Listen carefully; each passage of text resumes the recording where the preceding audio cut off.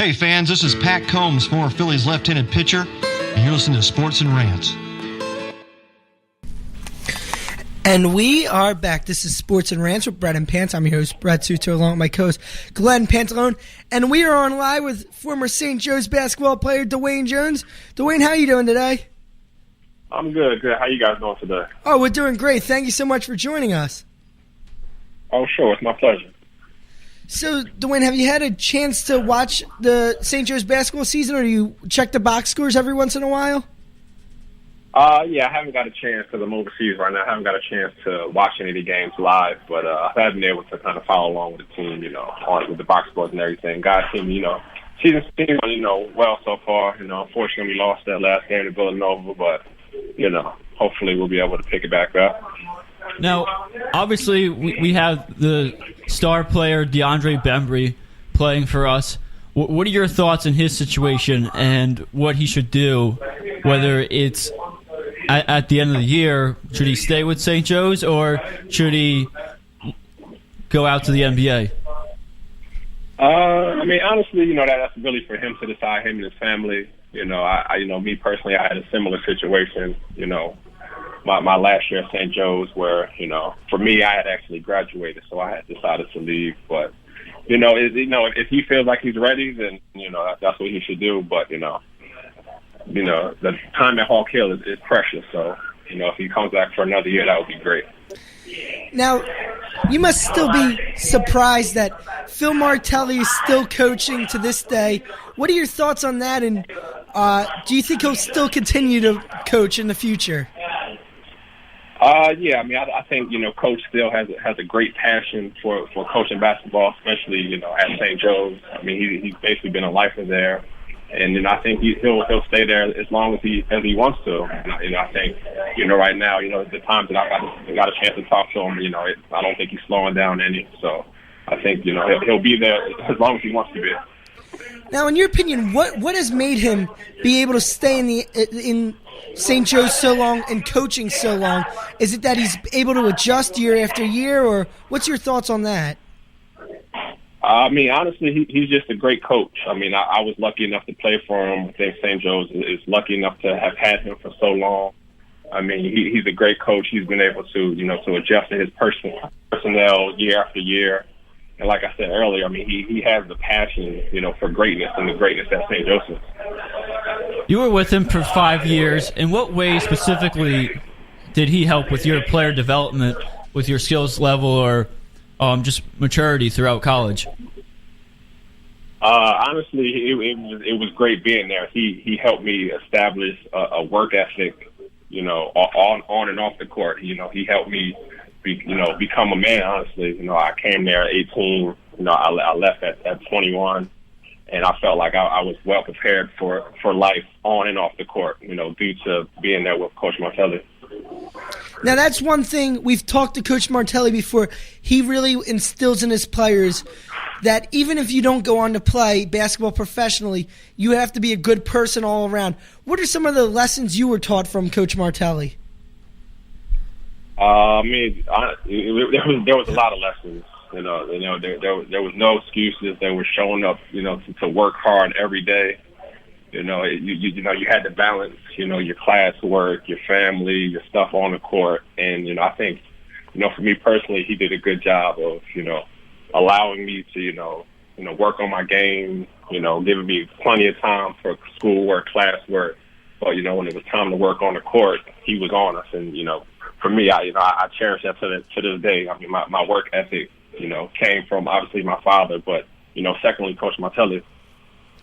Now, growing up, did you always want to be a basketball player? Were you always driven to play basketball? The basketball for me kind of when I was about 10 or 11. Because my dad played college football, so for me, I always wanted to play football, but I was kind of, a tall, skinny kid. Basketball just kind of fell into my lap. Honestly, I enjoyed playing it. Then I kind of got serious once I got to high school with everything, and playing with Jameer, AAU, and things like that.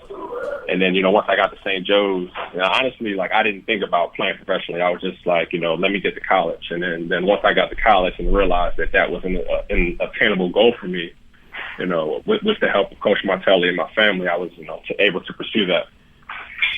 Now, what was the whole process like to go to St. Joe's? Did you always want to play there, or was it that you played with Jameer and you saw him go there? What drove you to St. Joe's? Yeah, partly to do with Jameer going there. I was playing on the same AAU team, and me, kind of being around the coaches then. When I was our AAU program used to practice at St. Joseph, so I got like a very good comfort level with the coach there at the time. And I just felt like it was the right place for me, and I think it was perfect for me. And I'm thankful every day that I got a chance to go there. Growing up, did you always want to play for a Big 5 school? Did you have aspirations to play in the city, stay in the city, being a local guy? Yeah. I think I did. Philadelphia has a great basketball tradition.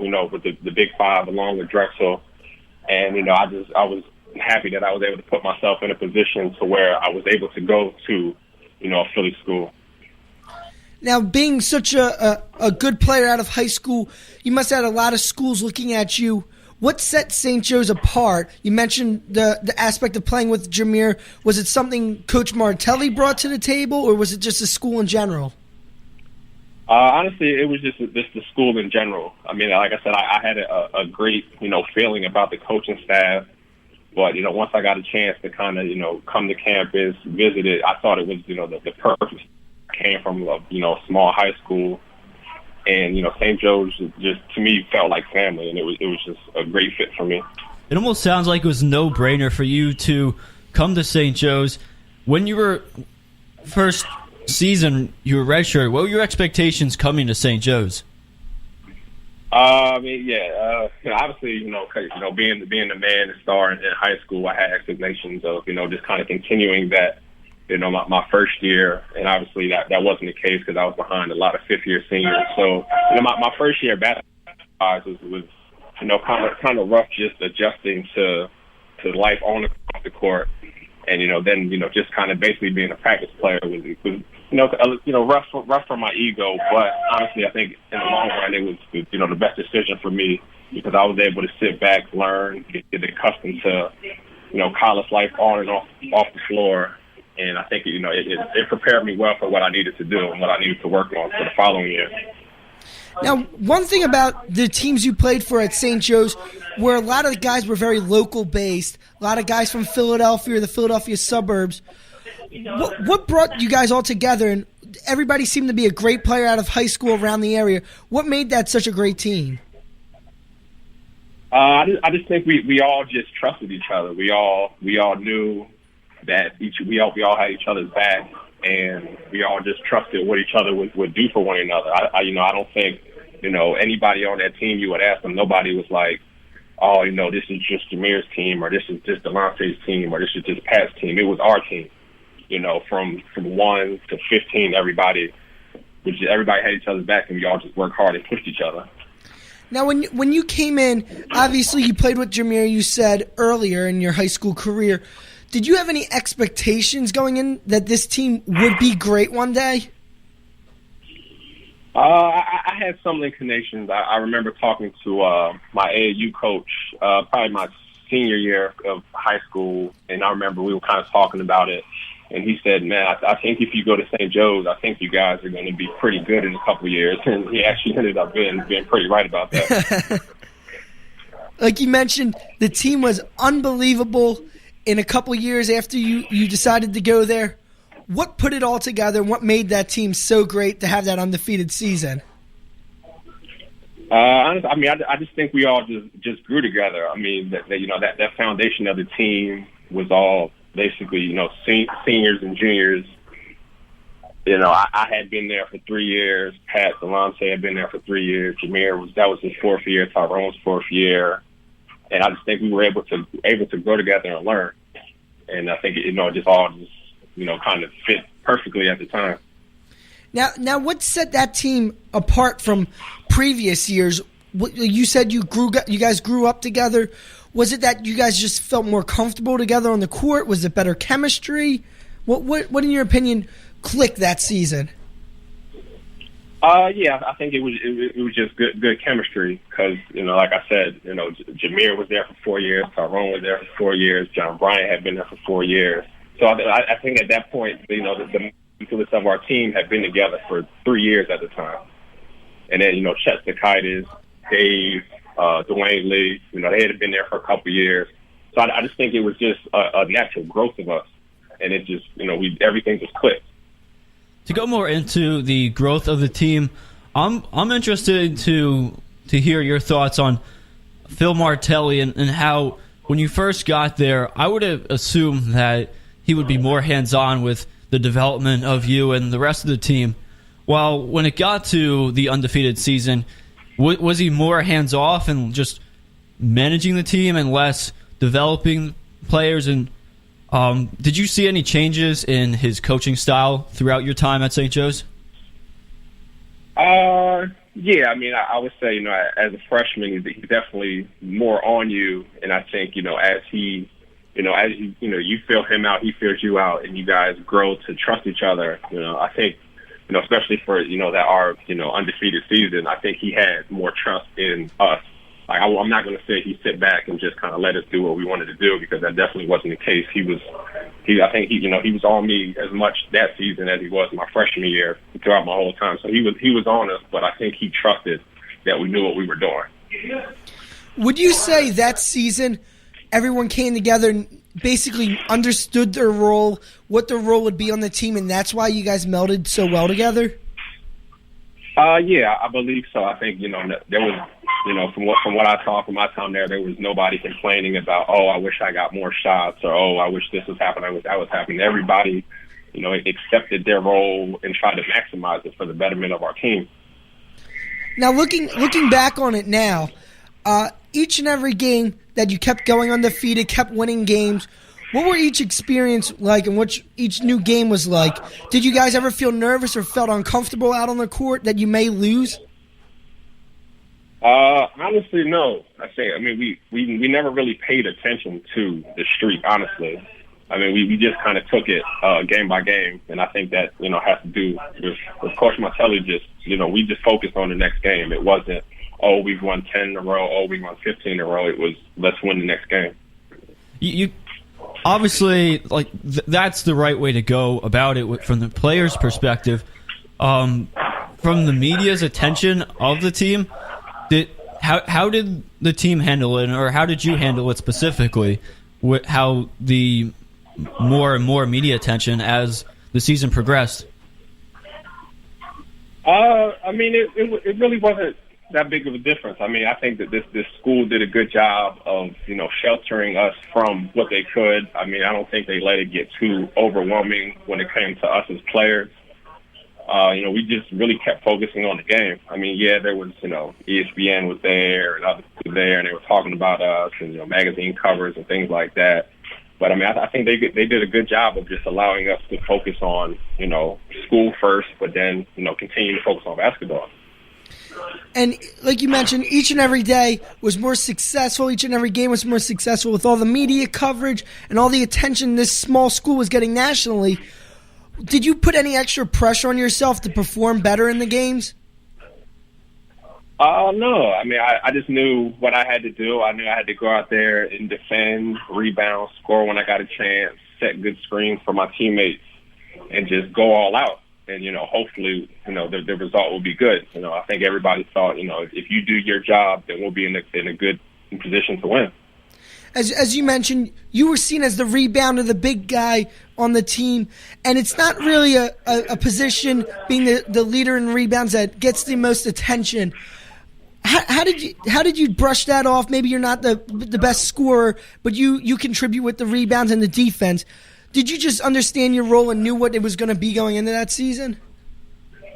Yeah. I mean, I understood we had great offensive players, and, the offense will be tailored to me, which was perfectly fine because I just wanted to win. So, I was in a position to, get as many rebounds as I could, block shots, play the best defense I possibly could, and I was fine with that. Yeah, everybody wants to score, but we had guys that did that.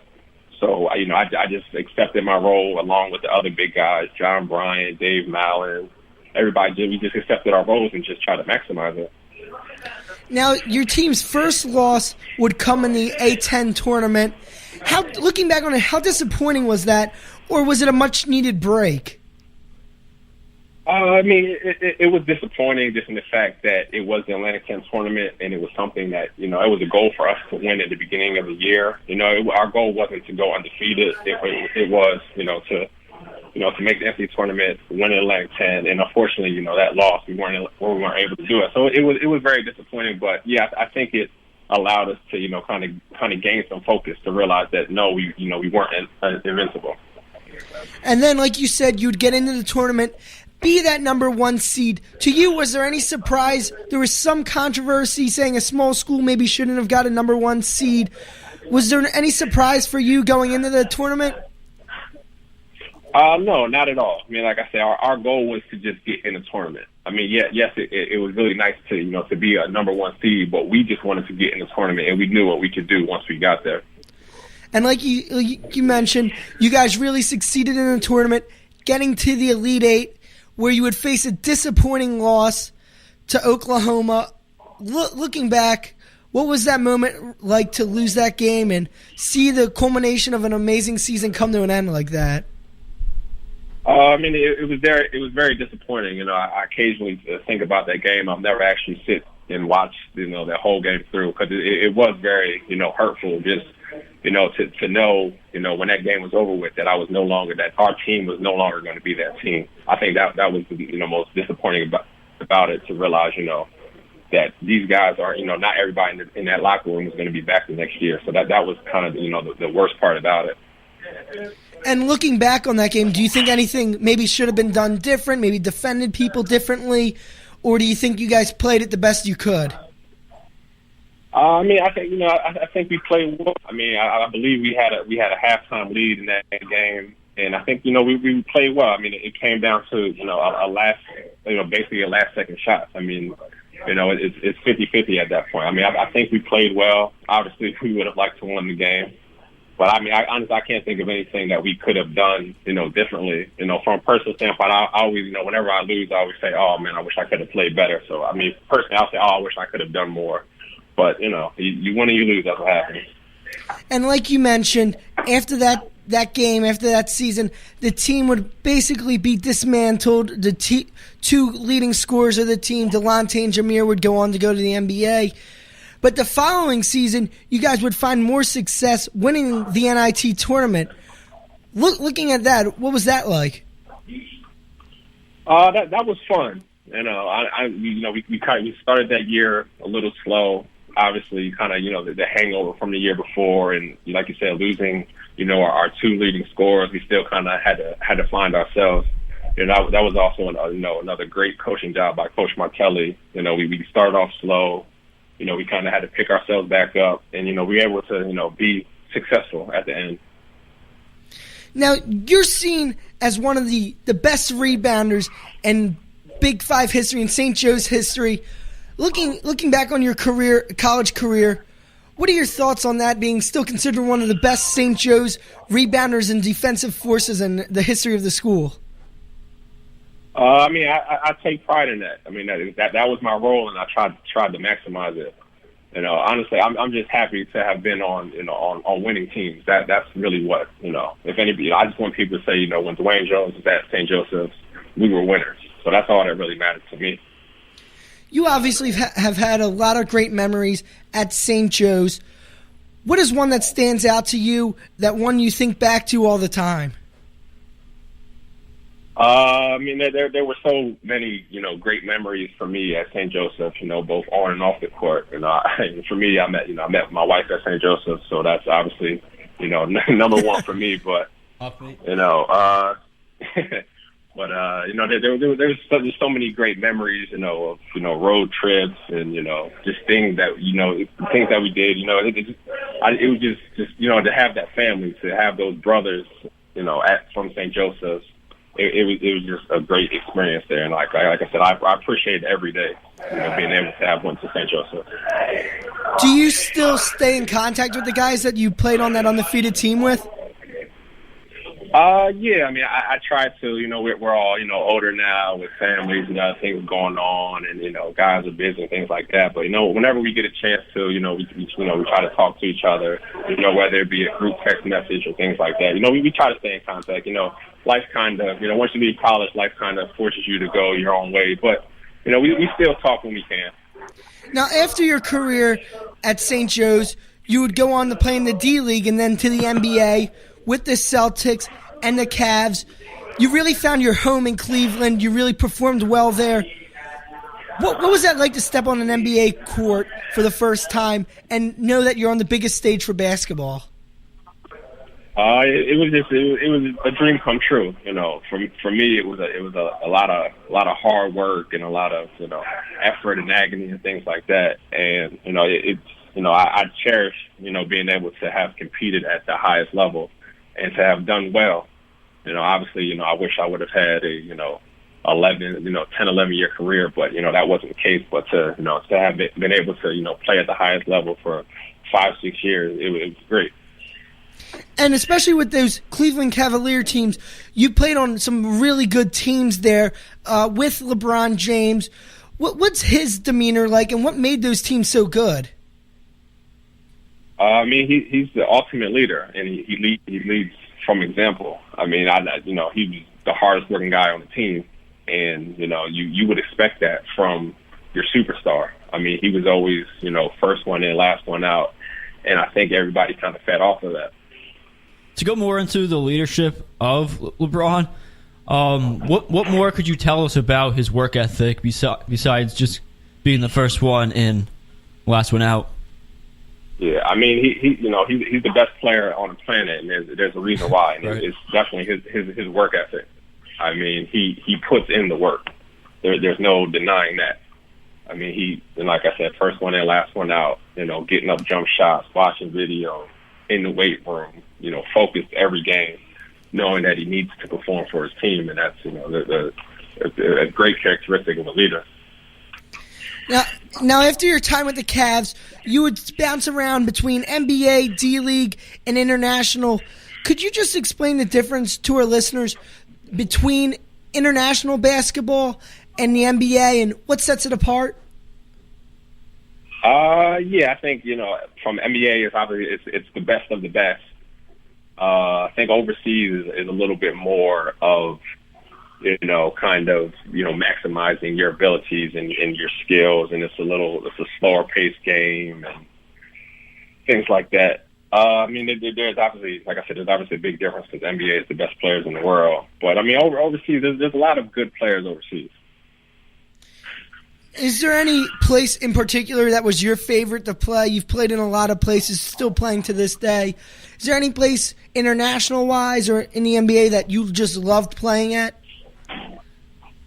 Internationally-wise, I enjoyed playing in China. It was a different experience, off the court. But on the court, it was, they kind of structure their game NBA style. And it's a tough physical league. So, I mean, I enjoyed my time playing there. I enjoyed my time playing in the Philippines because they're just basketball fanatics there. So it was a really good experience just, playing in front of I would describe it as almost a college crowd every night. So that was pretty fun. How, in your opinion, do the fans differ? We see some cities in the NBA maybe not get the fan attendance that they should, but we see international, it always seems packed, and always seems the fans are very passionate about their teams. What are your thoughts on that? Yeah, I think overseas they're definitely fanatics, and they're definitely they're ride or die for their team, so they come out and they support them crazy.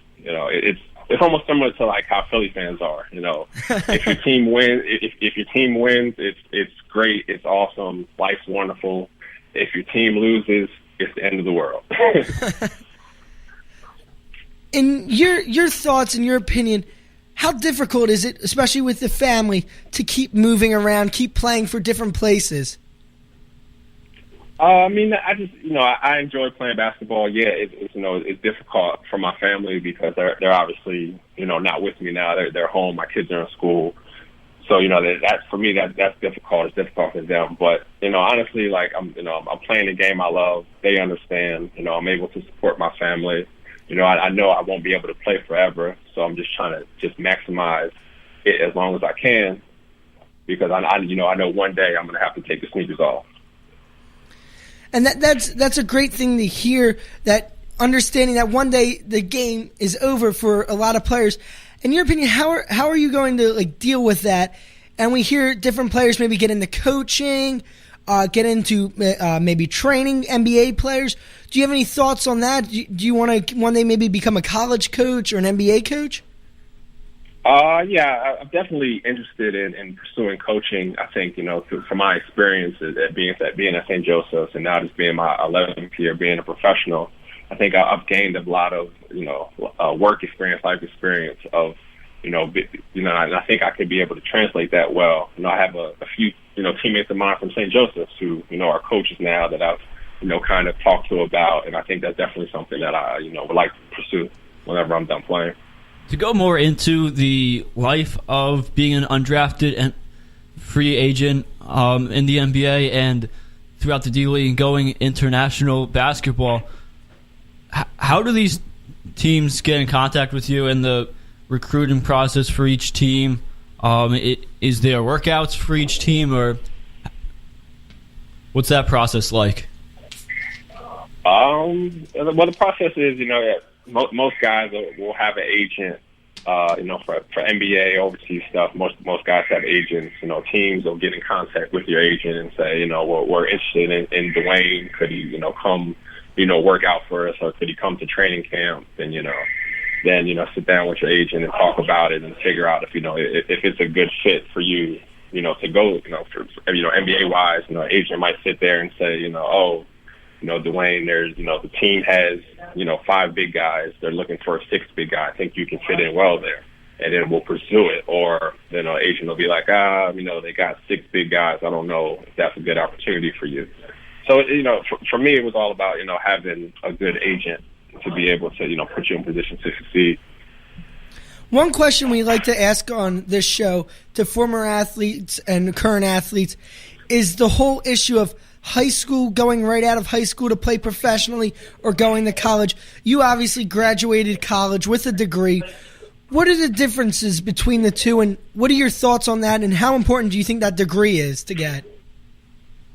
I think it's invaluable. I think, for me, that's the best thing that I did at St. Joseph's was, to get my college degree. And, to everybody, to each their own. I know, there are some guys who could, come out of high school and do well professionally, but, some people, a lot of people need that, just, not even just athletes, just, everybody, people in general need, to get that, get out of the house, go to college and become, a well-rounded man or woman. So, I think for me, like being at St. Joseph's helped me, become a man. Dwayne, do you mind telling our listeners and Hawk fans everywhere what you're doing now, where you're playing now? Oh, yeah, sure. Right now I'm currently playing in Argentina. I've been down here for about 3 months now. Season ends in about May. So, right now I'm down in Argentina. I'm enjoying it. Still, doing well personally. My team's all right. Kind of on a bit of a losing streak right now, so I'm a little down about that. But, hopefully we'll be able to pick it up. And what's the atmosphere like in Argentina for basketball? It's South America. We normally hear, like you said, China and European basketball. What's the difference between those places and like South America, like Argentina? Well, Argentina is actually very, very European when it comes to like the basketball, the lifestyle. I think it has a heavy European influence. So for me, it's very similar to playing in Europe. It's, 2-a-day practices, long bus rides. But the basketball is pretty good. It's very competitive. It's very top. It's a top league in the world, I believe. So it's good. And looking back on your entire career at St. Joe's and professionally, would you say any one person influenced your game the most? Is there anybody that you owe all your success to? I mean, I don't think I could label it down to one person. I mean, for me, it started at home with my father. Being able to. I mean, like I said, he was a football player, but he was able to guide me from a work ethic standpoint, and was able to surround me with good people who could help me succeed. From an AAU coach to my high school coach, and then like I said, once I got to St. Joseph's, the coaches there, Coach Martelli, Coach Ross, Coach Bass, Coach Brady, Coach Rice, everybody, but then NBA wise, and like I said, there's a lot of people who helped me, to get to where I am right now. And Dwayne, as we wrap up the interview, is there anything you would like to say to the St. Joe's fans in the Hawk Hill? I mean, there's only one thing to say: the Hawk will never die. All right, Dwayne, thank you so much for joining us. We'd love to have you on again, and thank you. Oh, thanks for having me. It was really enjoyable. Thank you again. This is Brett Suter from the hit sports show Sports and Rants with Brett and Pants. Listen to us live every Friday from 12 to 2 to hear some tremendous interviews such as Troy Vincent, Billy Cunningham, Keith Jones, Frank Coonelly, and DeAndre Bembry. Follow us on Twitter at Sports and Rants and like us on Facebook, Sports and Rants with Brett and Pants. Check us out today.